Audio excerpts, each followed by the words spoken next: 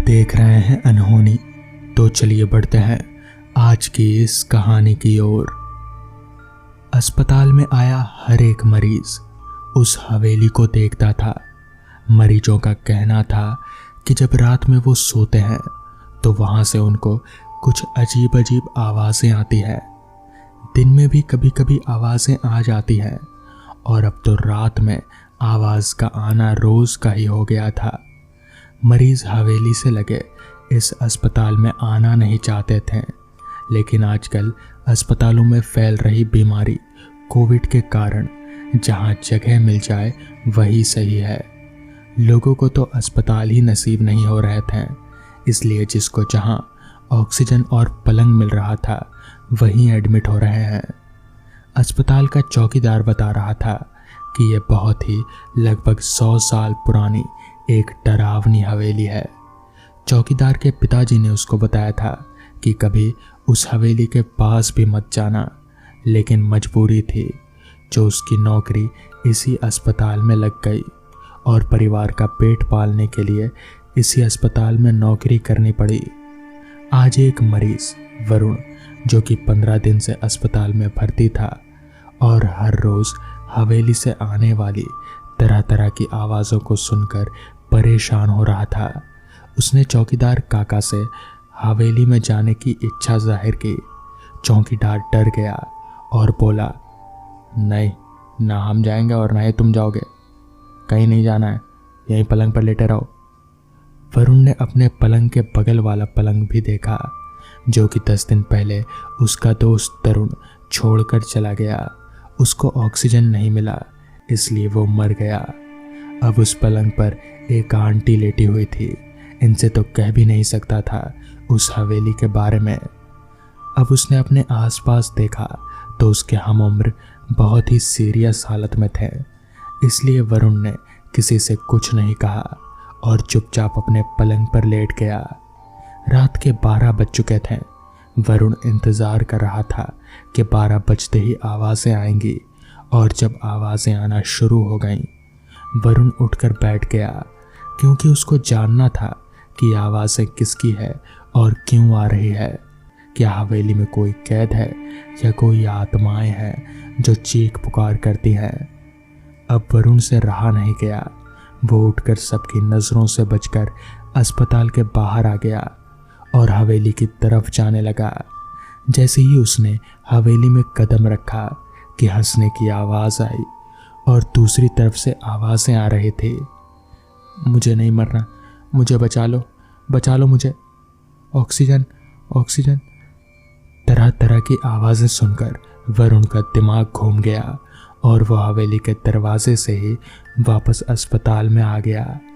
उस रात अस्पताल में आने के बाद उसे 2 दिन तक चैन की नींद नहीं आई, इसलिए अब वो ये सोचकर चल दिया कि चलो जो भी आवाजें होंगी अब उनका सामना करूंगा और जानने की कोशिश करूंगा कि क्या कहना चाहती है वो आवाजें। वो फिर से एक बार मौका देखकर रात में हवेली में घुस चुका था। हवेली के अंदर बहुत ही अंधेरा था, जिससे उसमें कुछ भी दिख नहीं रहा था। अपने मोबाइल की टॉर्च से अंदर जाने की कोशिश चल रही थी। वो जितना अंदर जाता उतना ही आवाज़ों का शोर ज़्यादा होता जा रहा था। चलते चलते जब वरुण को लगा कि अब वो हवेली के बीचों बीच आ गया है, उसने आवाज़ दी, कौन है यहाँ? अगर कोई प्रॉब्लम है तो मुझे बताए। उसने इधर उधर देखा, लेकिन कोई दिखाई नहीं दिया। उसकी निगाह सामने हवेली के एक कॉर्नर में पड़ी, जहाँ कोई अपना मुंह छुपाए रो रहा था। उसने पास जाकर कहा, कौन हो तुम और यहाँ अंधेरे में बैठकर रो क्यों रहो? चलो मेरे साथ बाहर। जब उस रूह ने अपना चेहरा ऊपर किया तो वरुण उसे देखकर पीछे की तरफ गिर पड़ा और संभलते हुए बोला, तरुण, तुम यहाँ? तुम तो 10 दिन पहले मर चुके थे, तो इस हवेली में? तरुण चीखते हुए बोला, मैं मरा नहीं था, मुझे मारा गया था। क्या मतलब? उस रात जब हम दोनों इस हवेली में आती चीखों को सुनकर सोए थे, उसी रात एक वार्ड बॉय मेरे पास आकर मेरा ऑक्सीजन सिलेंडर निकाल लिया और अपने साथ ले गया, शायद किसी को बेच दिया। और जब मेरी नींद खुली तब मैंने कहा भी कि मुझे सांस नहीं आ रही है। तब उसने मुझे अपने साथियों से कहकर इस हवेली में फेंकवा दिया और कुछ घंटों में मैंने दम तोड़ दिया। इस पर वरुण ने कहा, तुम्हें मारा गया था? ऐसा कैसे हो सकता है? इस पर तरुण बोला, अपने पीछे देखो, यहाँ कितने लोगों को धोखे से मारा गया है। सब तड़प रहे हैं, इसलिए हम सबकी रूह इस हवेली से तड़प रही है और यहाँ से चीखें लगाती है। वरुण समझ गया कि मामला क्या है। तरुण, तुम्हारे शरीर को कहाँ फेंका उन्होंने? और इन सब का शरीर कहाँ है, मुझे बताओ। मैं इन सब का अंतिम संस्कार करना चाहता हूँ। तरुण ने एक कमरे की तरफ इशारा कर दिया जहाँ सभी लाशें पड़ी हुई थी। वो उन लाशों को जलाने ही वाला था कि उसे हवेली में किसी के जूतों की आवाज़ आई और देखा कि अस्पताल के कपड़ों में 2 लोग एक लड़की को यहाँ हवेली में डाल गए हैं। उसने तुरंत जाकर देखा कि लड़की चीख रही है, उसकी सांसें चल रही है, उसे ऑक्सीजन की ज़रूरत थी। वरुण ने उन सभी रूहों से कहा, तुम सब अपना बदला ज़रूर लेना, लेकिन पहले मैं इसे जाकर देखता हूँ। उसने लड़की को उठाया और अस्पताल में जाकर अपने पलंग पर शिफ्ट करवा दिया। जब वार्ड बॉय ने यह देखा कि ये लड़की तो अभी पलंग पर ही है, इसको यहाँ कौन लाया, वो किसी को बता ना दे, फिर से उसे मारने के लिए उसने ऑक्सीजन निकाल दिया। इस बार वरुण ने उसका वीडियो बना लिया और सब जगह वायरल कर दिया। वार्ड बॉय और उसके साथियों को अस्पताल से निकाल दिया गया और इस तरह से उन आत्माओं को मुक्ति मिल गई। तो दोस्तों, ये थी आज की पहली कहानी। तो चलिए बढ़ते हैं आज की दूसरी कहानी की ओर। रात के तकरीबन 11:15 बजे जब मेरी आंख खुली तो बस अभी भी चल ही रही थी। वक्त को देखते हुए खुद को अभी भी बस में पाकर मेरा दिमाग घूम गया। मैंने एक दफा अपनी निगाहों को बस में चारों तरफ घुमाया, मगर मेरे अलावा दूसरा कोई पैसेंजर बस में मौजूद ही नहीं था। खैर, मैं चलकर बस के सामने की ओर ड्राइवर और कंडक्टर के पास गया और कंडक्टर पर चिल्लाते हुए बोला, कैसे बस चला रहे हो तुम लोग? कृष्णागढ़ अभी तक नहीं आया। मैं 4 घंटे से बस में बैठा हूँ। तुमने तो कहा था 2 घंटे का रास्ता है। इस पर कंडक्टर बोला, भाई साहब, रास्ता 2 घंटे का ही है। आप जब सो रहे थे तब एक बार रास्ते में हमारी बस खराब हो गई थी, इसलिए इतना वक्त लग गया। तभी मैंने बोला, देखो, बहाने मत बनाओ, मैं कोई दूध पीता बच्चा नहीं हूँ। मेरे इतना बोलते ही हम तीनों के बीच बहस चालू हो गई। इससे पहले कि बहस बढ़ते बढ़ते हाथापाई तक आ जाए, तभी कंडक्टर बोला, 1 मिनट, देखिए साहब, हम आपको कृष्णागढ़ तक पहुंचा देंगे, पर डबल भाड़ा लगेगा, वरना आप यहीं पर उतर सकते हैं। ये सुनकर तो मेरा पारा 7वें आसमान पर चढ़ गया, मगर मैंने खुद को काबू किया क्योंकि वो 2 लोग थे और मैं अकेला। इसलिए मैंने खुद को कंट्रोल करते हुए कंडक्टर से कहा, कोई ज़रूरत नहीं है, मुझे यहीं उतार दो। जिसके बाद बस रुकी और मैं अपना बोरिया बिस्तरा लेकर बस से नीचे उतर गया। मेरे उतरते ही बस वहां से चली गई। कृष्णागढ़ गांव किस तरफ है और कितनी दूर है मुझे कुछ पता नहीं था, क्योंकि मैं अपनी जिंदगी में पहली और आखिरी बार इस रास्ते पर आया था। मेरे अलावा उस रास्ते पर भी और कोई नहीं था।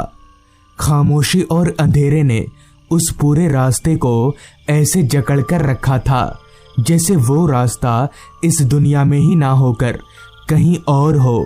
रास्ते पर स्ट्रीट लाइट तो थे, मगर बहुत दूर दूर पर, जिस वजह से रोड तक आधी अधूरी रोशनी ही पहुंच पा रही थी। खैर, वहां तो कोई इंसान नहीं था, इसलिए मैंने सोचा थोड़ा आगे चलकर ही देख लेता हूं, अगर कोई मिल जाए तो अच्छा रहेगा। ये सोचकर मैं आगे की ओर चल पड़ा। मगर उस वीरान रास्ते पर दूर दूर तक मुझे कोई नजर नहीं आ रहा था, सिर्फ सन्नाटा और खामोशी। चलते चलते सामने की ओर एक स्ट्रीट लाइट के नीचे मुझे एक चबूतरा जैसा कुछ बना हुआ दिखा। मैंने सोचा थोड़ी देर वहीं बैठकर आराम करूंगा, फिर आगे का बाद में देखा जाएगा। इसी इरादे से मैं उस चबूतरे की ओर बढ़ने लगा।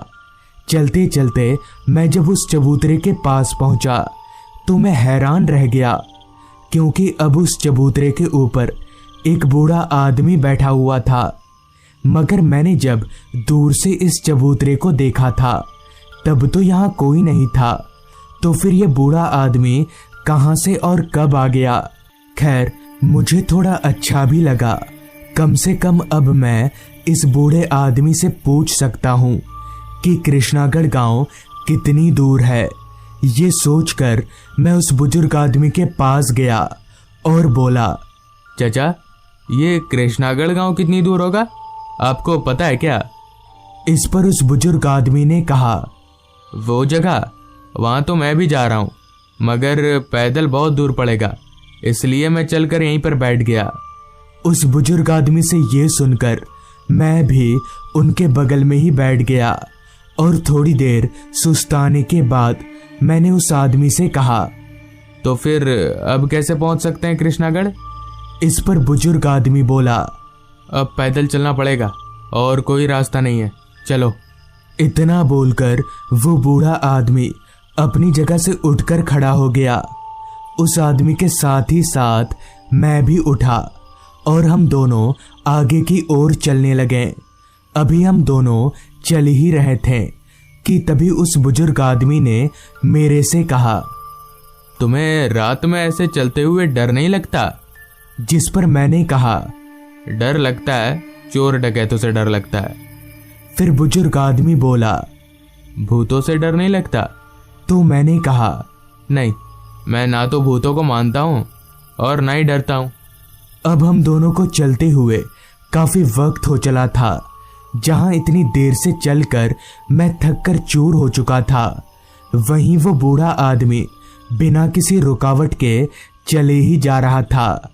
मुझे काफी हैरानी हुई और थोड़ी शर्म भी आने लगी, ये सोचकर कि एक बूढ़ा आदमी मुझसे आगे निकल जा रहा है और मैं एक हट्टा कट्टा जवान होकर भी नहीं चल पा रहा, मानो उस बुजुर्ग आदमी का शरीर लोहे का बना हो जो कभी थकता ही नहीं है। बुजुर्ग आदमी आगे आगे और मैं उसके पीछे पीछे अभी चल ही रहा था कि ठीक हमारे पीछे की ओर से किसी गाड़ी के हेडलाइट की रोशनी हम दोनों पर पड़ी। मैंने मुड़कर पीछे देखा तो एक कार हमारी तरफ चलते हुए आ रही थी। उस कार को देखकर पता नहीं क्यों मेरी थकान और ज्यादा बढ़ गई।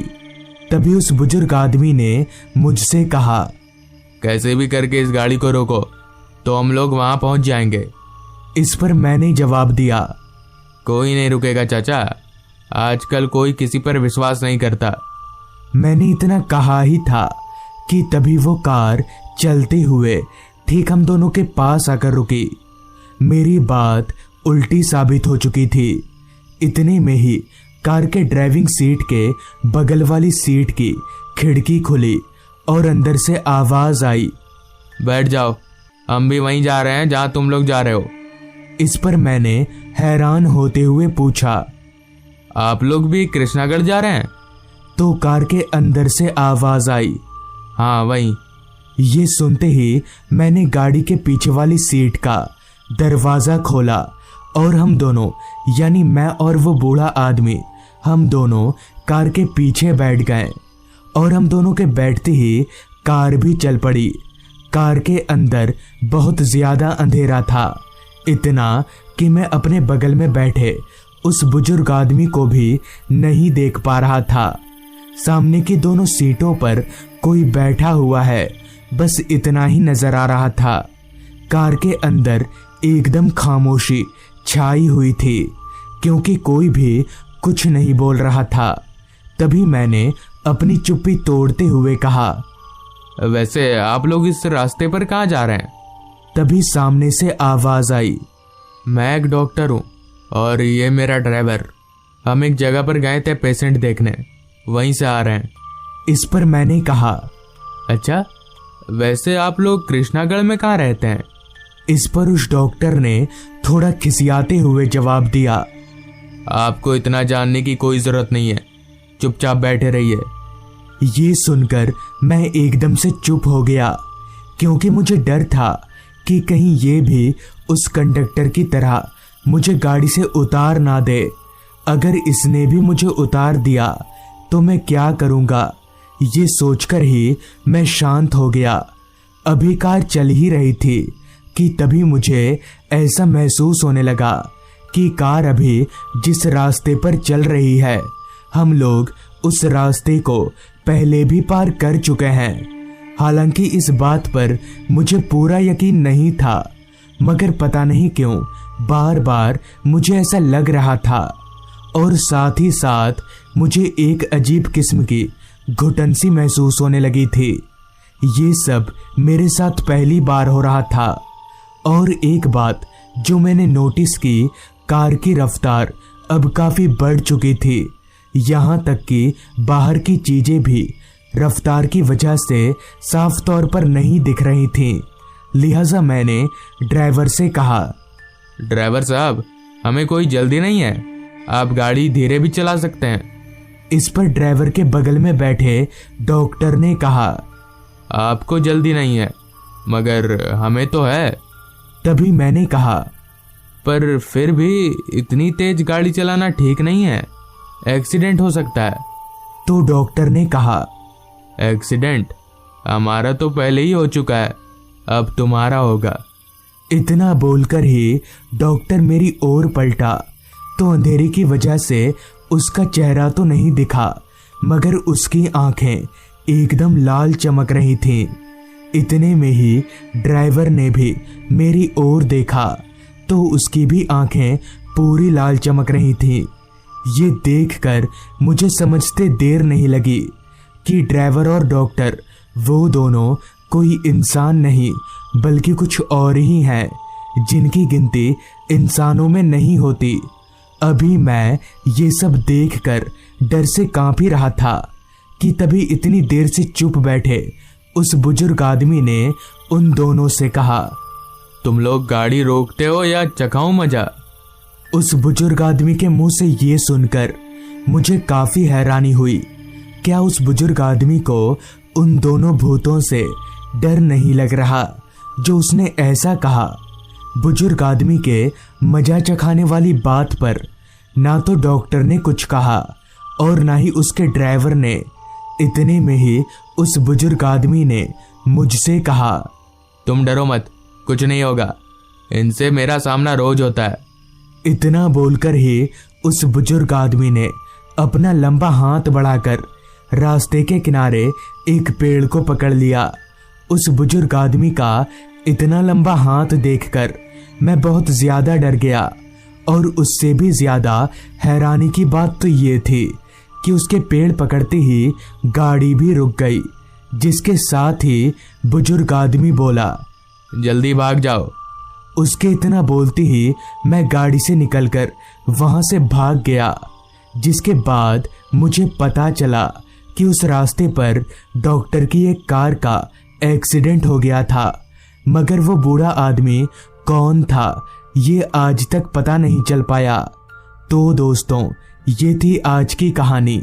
अगर आपको ये कहानी अच्छी लगी हो तो चैनल को जरूर सब्सक्राइब कर लें। तो मैं आपका दोस्त आर्यन जल्द ही मिलूंगा आपसे ऐसी ही एक कहानी के साथ।